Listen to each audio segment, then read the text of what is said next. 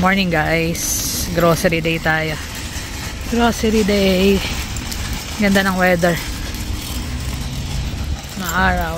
Kasama ko si Jermaine. Hindi ka nag-jacket? Malamig ka? May t-shirt mo. May t-shirt ka sa loob. Baka ng bus, oh.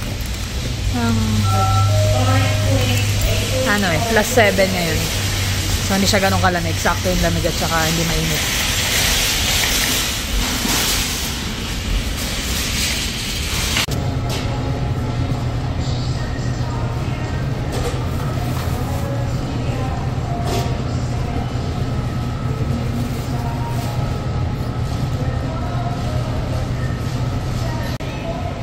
Ay, si Jeremy, pinapapili ko ng kamatis.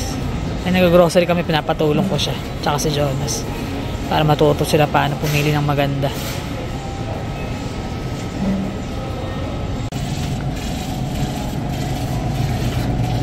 Ang anak ng cilantro. Cilantro.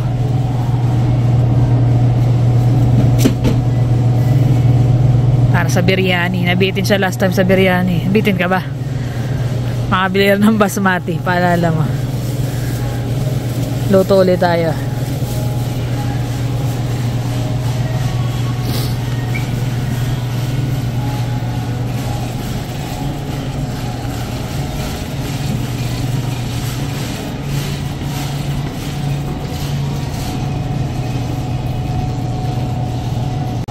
Ayan.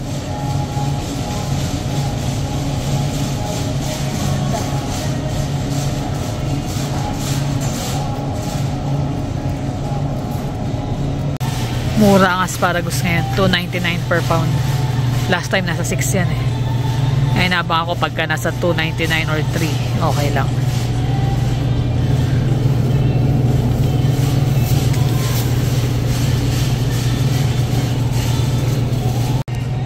Tayong apple, pang baon-baon.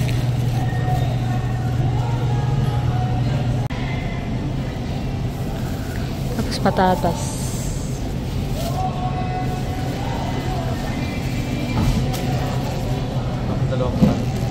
Ah.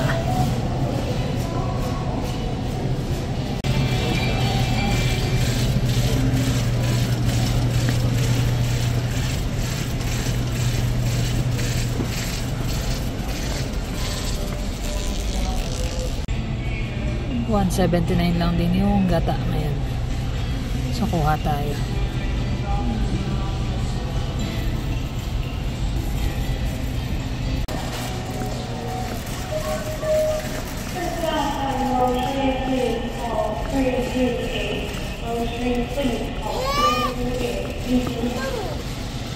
Pansit. Walang bihon. Kulay pala yun, diba? Wala. Bulag ba? Wala. Kuha tayo ng tea.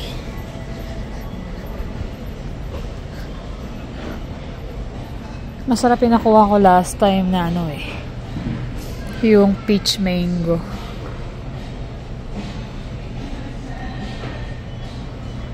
Wala ata siya rito. Wala nga sa Walmart ko kasi nabili yun.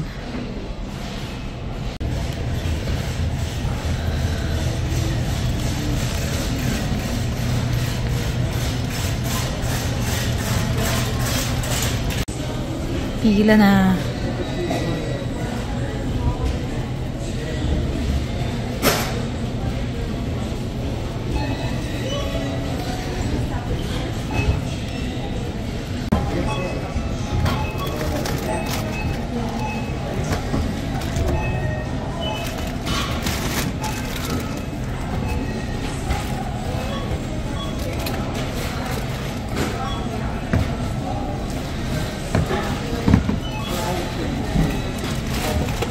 Nakakuha kami ng free. Ito, ang dami na namin ganito. Glass, mga glass container. Meron pa ako yung galing sa Costco. Naka 300 something kasi kami ngayon. Dahil nga naisabay yung mga toiletries na iba, yung mga lotion, something. Baka mahulog yun sa harap ko, pakialalayan.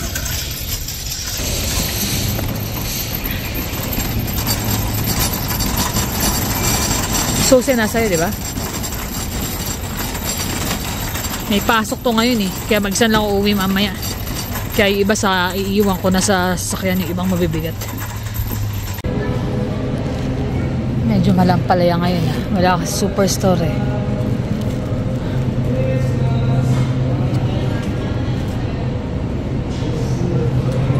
Tayo na maliit lang.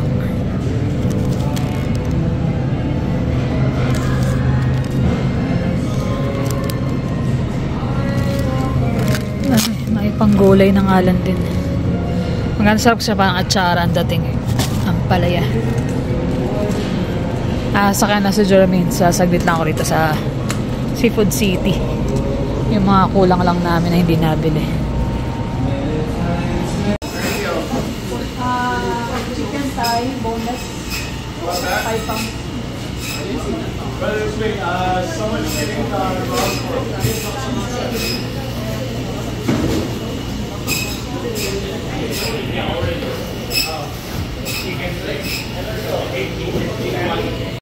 ayan, nakauwi na ako sa bahay. Si Jermaine pumasok.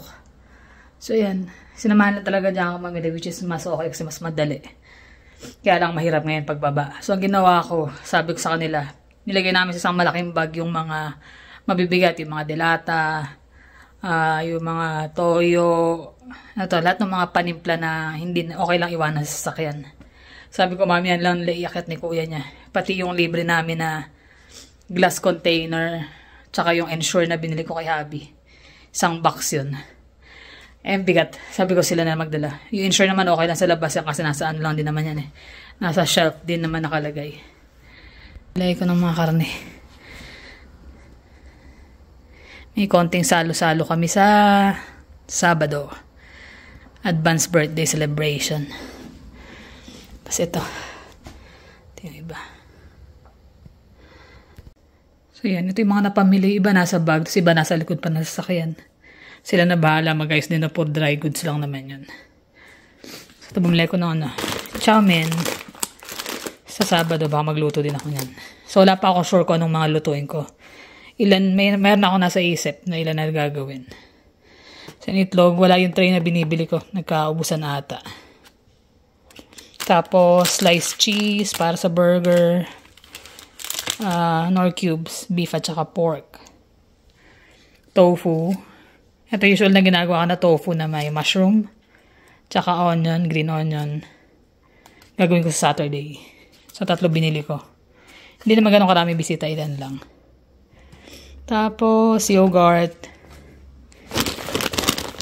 Loker.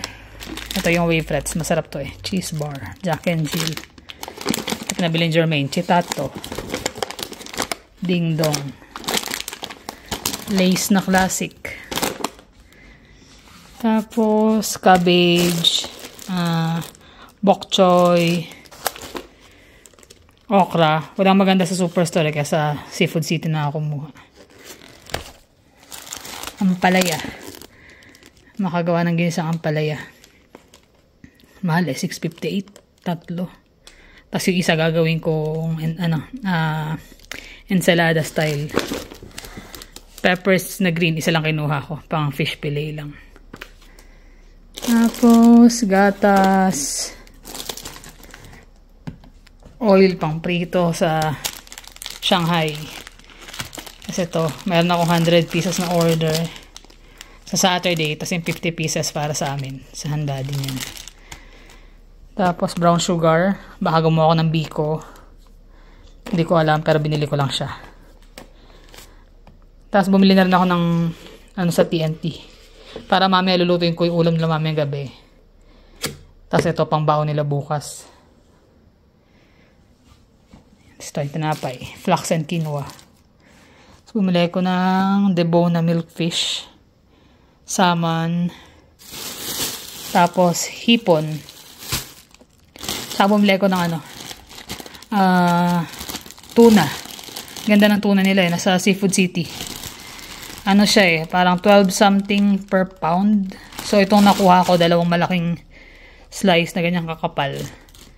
Naabot siya ng 27.34. Pero bihira kasi sila magkaroon ng ganyang klase. Kaya sabi ko sakto makabili. Mura na yun para sa ganong karami. Tapos pinalagyan ng yelo. Kasi bumiyahe pa, namili pa sa iba. Pumunta pa ako meat shop. Kaya sabi ko mas mainam na may yelo para hindi siya mailado. Ayan, na dalawa yan. Dalawang ganyang kakapal. Tapos malapad. Tapos, bumili ko ng ground pork para sa, anong tawag mo doon? Lumpiang Shanghai.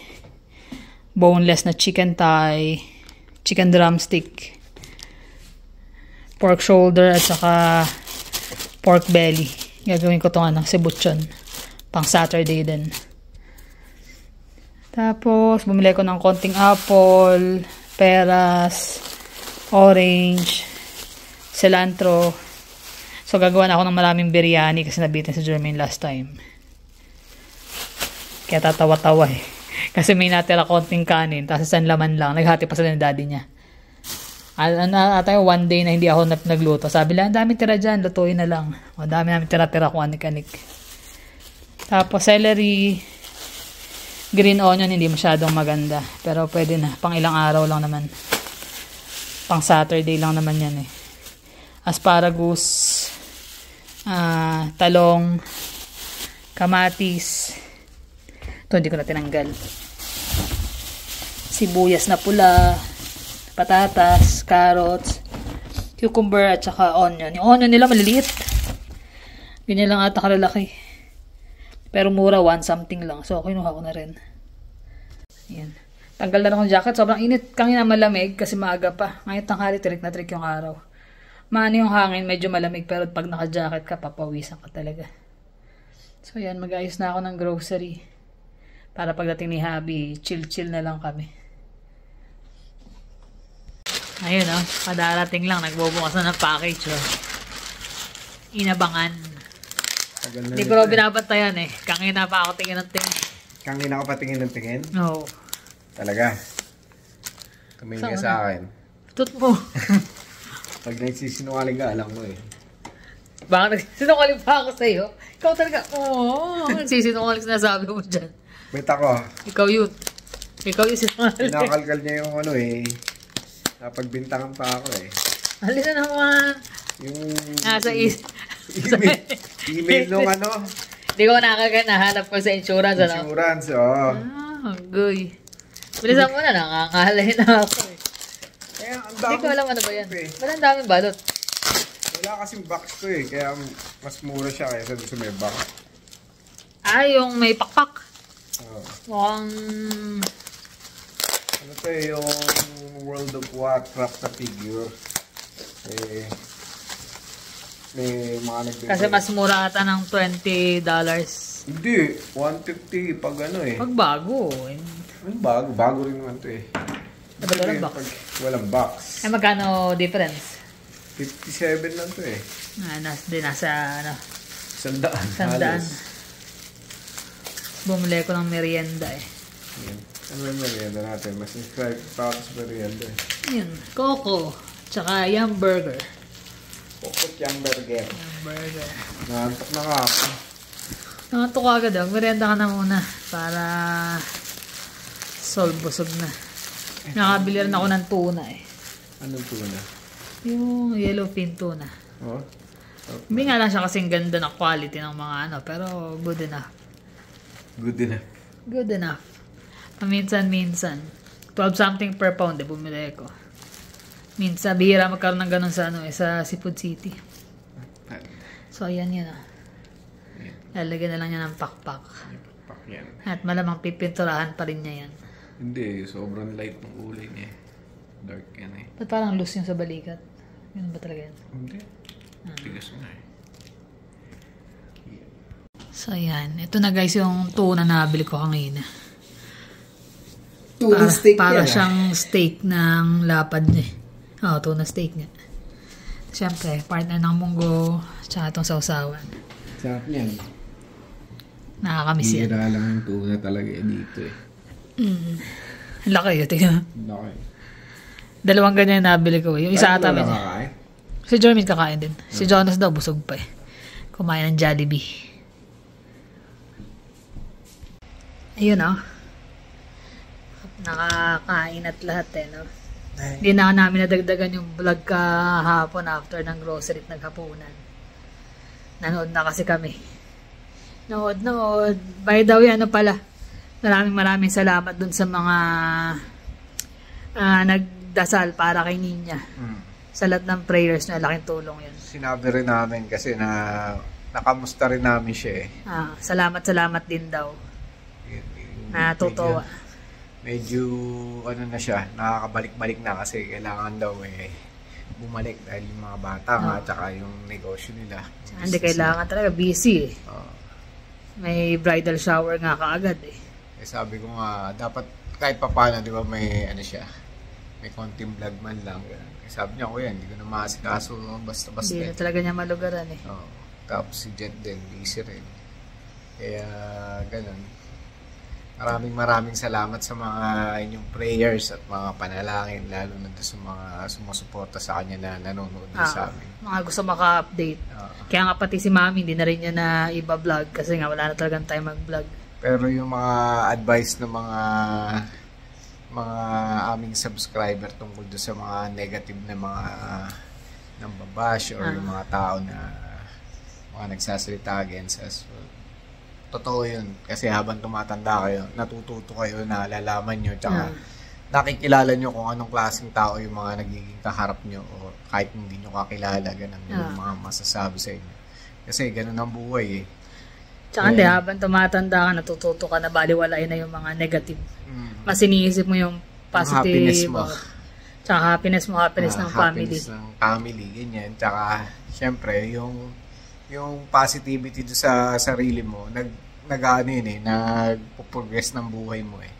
Pag lagi negative, lagi kang maiinis, lagi kang magagalit, lagi mo papatulan yung mga ganong klase ng tao, walang mangyayari sa iyo.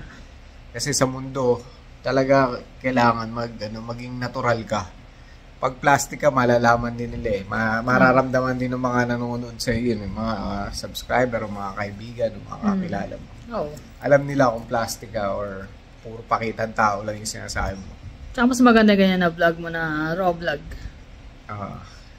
Yun. Kung ano yung nakikita nyo, yun kami. Hindi kami nag-i-evolve sa vlog namin. Kumbaga, ganun lang. Kung ano na yun. Yun. Kasi hindi na namin Tsaka ever since nag-start tayo na yun eh. Hindi na kami nag-sugarcoat masyado ng mga kung ano yung mga sinasabi namin o ginagawa namin ng kwento. Tsaka hindi namin mapipili yung mga nasa isip ng tao. Kaya yung mga naniniwala sa amin, maraming salamat. At saka yung mga subscriber na na-meet namin, malalaman naman nila kung ano talaga kami.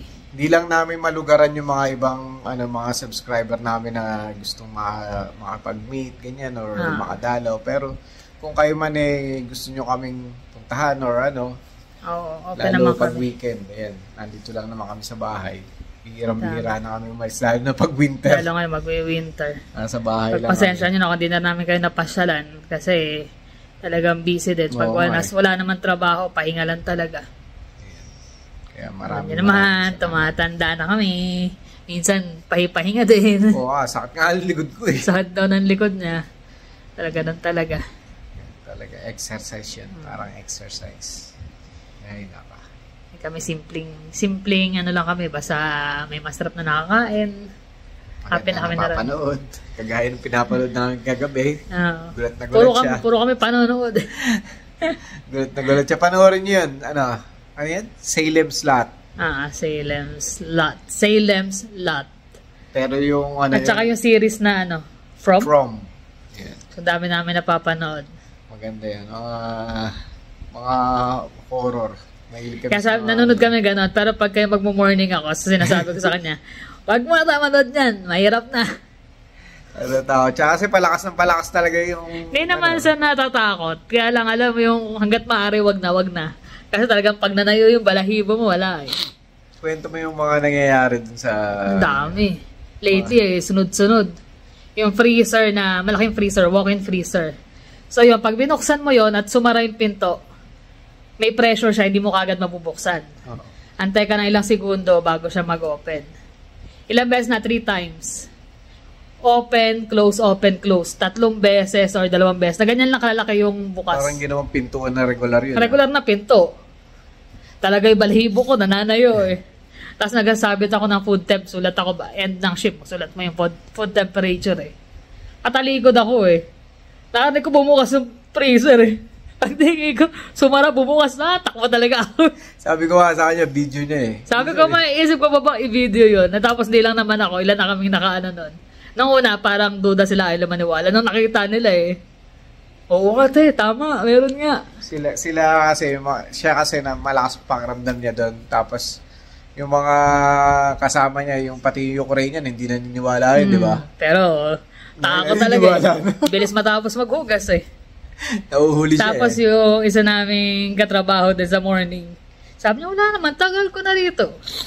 Tapos one time, mag-isa lang siya dahil opening. Kukuha siya ng dessert sa freezer, may kumalabog na malakas sa loob. Boom, boom. Hindi na ka nakuha. Hindi na niya kinuha, takbo na siya. Sabi niya, first time nangyari sa akin yung Carla, sabi niya, Wala naman. Wala nag-iisa siya eh. Hindi, wala nahulog. Wala nga, nasa likuran niya yung tunog. Na malakas. Okay, kasi mga stainless yun, di ba? Eh, nag-iisa ka dun. Nalampag mo yun eh. Talagang... Sabi niya, simula nun, sabi niya, nilalagyan ko na ng harang yung pinto para hindi nasasara. Oo nga, yun ang masama doon. Mamaya, biglang bumukas. Sabi ko, dapat talaga kasi kako, usually pag morning shift, for 30 minutes mag-isa ka lang. Wala pa yung makasama mo alas 6 yung iba. Pwede kang ma-freeze nun. 30 minutes ka sa loob. Yapa. Yan dami eh, lately dahil nga naka-leave yun. So, nagmo-morning shift ako ng twice a week. Lagi lang sa freezer yan? Sa freezer. Tapos, lagi sa freezer. Wala tapos sa mayroong lugar. HCA na ibabalik na yung mga tray sa gabi. Wala nang tao sa kusina. Lalagay niya sa hugasan yung mga tray. May nakita siya doon, nakatayo doon sa may tapat ng ice maker. Malapit din sa freezer. Kaya kinabukasan pagpasok, sabi, ba't na nangyari dito? Lahat ng tray nakatambak lang. Kaya pala nagkaroon ng meeting sa inyo nun. Yung pala, natakot. Hinagis na lang. Hinagis na lang lahat ng hugasan doon. Bahala na. Kaya mo na. Pero ako, pag morning shift ako, hanggat maaari, inis pa, trabaho. So pagdating ko, bubuksan mo na yung lahat ng lock ng freezer, ng walk-in. Sabi ko pa, sige na, lumabas ka na. Kasi lagi yung freezer na huli-huli ko binubuksan. Bubuksan ko yung pag may parating na. Sabi ko, sige na, lumabas ka na. Magbibideo ako minsan sa binubuksan ko ng mga compressor tsaka sa mga pinupunta ko ng mga tinan mo. Napakadilim. Ako yung mag-video kasi yung may makita. Mainam na yung nariro, nakikita lang na ganun. Pero yung... Tapos may underground pa doon. Pag bibideo ko, papakita ko sa inyo. Baka makahuli ka pa na kung ano doon din. Wala na eh. Kasi sa Korea pa lang, nung kami talagang ang daming nagpaparamdam doon eh. Ibiruin mo yung hallway namin, sensitive sa, sensor. May sensor siya pag dumaan ka. Naglalakad ako eh, habang naglalakad ako, namamatay yung ilaw na nalagpasan mo, di ba? Maya-maya bumubukas eh, ito, wala naman ako kasunod. Sarado ka agad ang pinto eh. Haba ng hallway namin doon. Maraming mga instances ng mga ganun. Pero meron tayo, pero dead na. Isipin mo kasi, tatrabaho ka, bahala ka dyan. Mas mahirap yung wala kang kakainin o kaya pambayad ng bills. Magpapadala ka sa takot, wala. Hindi kaya ako, bahala ka dyan. Bahala na kayo dyan. Basta dyan ka lang, huwag ka nang lalapit sa akin. Nung ka lang, okay na ako. No, basta hindi nananakit. Hindi siya manakit, okay lang. Okay lang siya, bahala siya. Ay, napunta sa katatakotan. Nakakatawa natin. Mga ilaw, pakaliwa, nagkala mo, tanghaling tapat eh. Pero mabilis nang dumilim ngayon. Hindi kagaya dati. Correct. So, yun na naman guys. Maraming salamat ulit sa inyong laging pagsuporta. Ingat kayo lagi. See you on the next vlog. Bye.